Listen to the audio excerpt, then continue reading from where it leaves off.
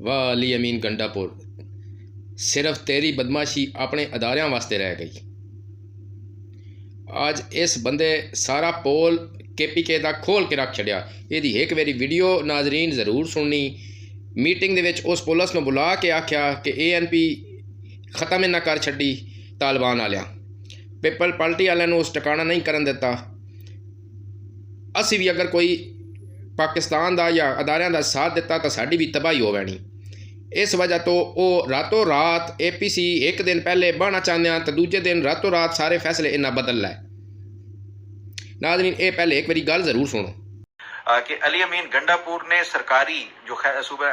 خیبر پختونخوا ہے اس کے افسران کو بلایا اور ان سے کہا کہ طالبان کے خلاف وہ نہیں لڑ سکتے۔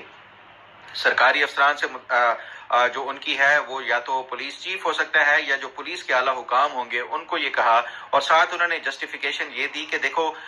جو اے این پی ہے وہ ان طالبان کے ساتھ لڑ کے ختم ہو گئی۔ پیپلز پارٹی کا دیکھ لیں جو اعلیٰ قیادت کے ساتھ انہوں نے حشر کیا ہے، تو ہم نہیں چاہتے کہ ہم دوسری اے این پی یا پیپلز پارٹی بنے، اس لیے اپنی حکومت اپنے اقتدار کو بچانے کے لیے وہ عوام کو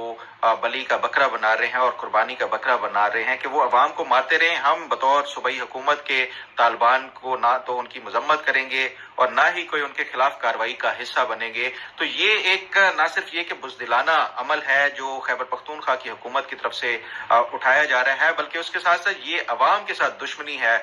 جو علی امین گنڈا پور کر رہے ہیں۔ تو اس سے بظاہر یہ لگتا ہے کہ وہ ریاست کی جو ایک متعین کردہ پالیسی ہے یہ اس سے انحراف کر رہے ہیں۔ اب دیکھنا یہ ہے کہ یہ جو وفاق کی طرف سے اور اسٹیبلشمنٹ کی طرف سے اور جو ملٹری کی جو لیڈرشپ ہے جس نے یہ فیصلہ کیا ہے کہ وہ ان دہشت گردوں کے خلاف ایک سخت ریاست کے طور کے اوپر اب نمٹے گی،